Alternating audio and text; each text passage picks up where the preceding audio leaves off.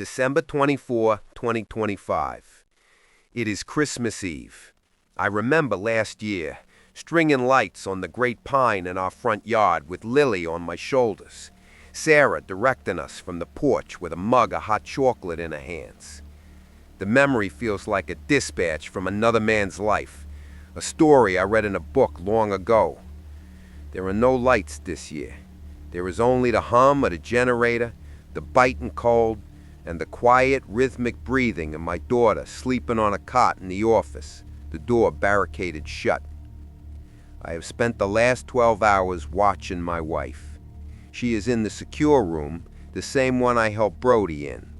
I watch her on the grainy security monitor, the camera's unblinking eye my only window into her private hell. The ice baths are no longer an option. Her heart is too weak to withstand the shock. All I can do now is watch and chart the course of the disease. She is in the lucid stage, the one I have documented with such cold precision in my patients. For long stretches, she is perfectly still, her hands clenched into white-knuckled fists at her sides. She stares at the padded wall, but her gaze isn't vacant. It is a look of such focused, intelligent hatred that it makes my skin crawl. This is not the blank fury of a rabid animal.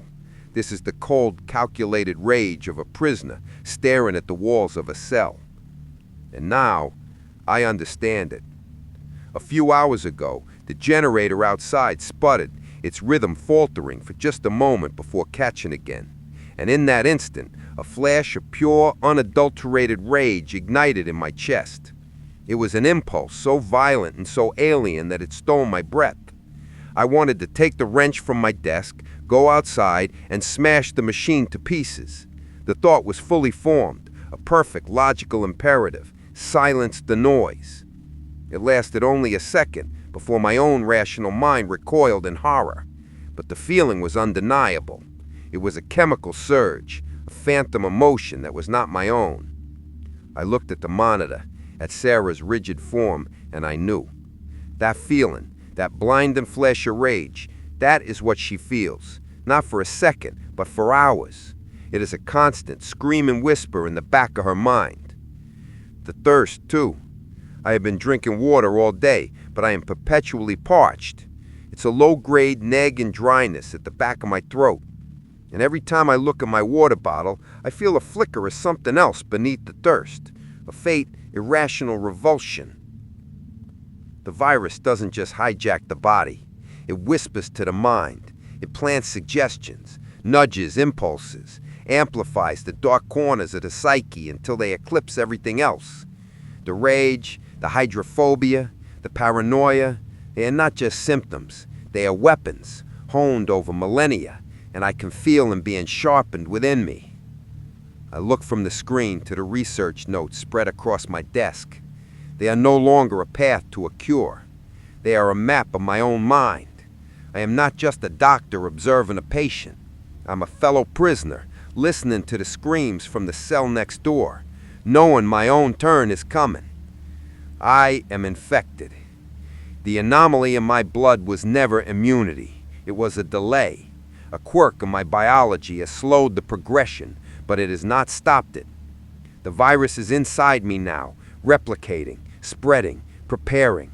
Every rage-filled impulse, every irrational thought, every flicker of revulsion at the sight of water, they are its fingerprints on my mind. How long do I have? A week? A day? There is no way to know. The progression is different for everyone, and I have no data on cases like mine. All I know is that the clock is ticking, and I'm running out of time. I glanced at the monitor again. Sarah was still staring at the wall, her breathing shallow and controlled. She didn't know I was watching her. She didn't know I understood now what she was going through. But I do.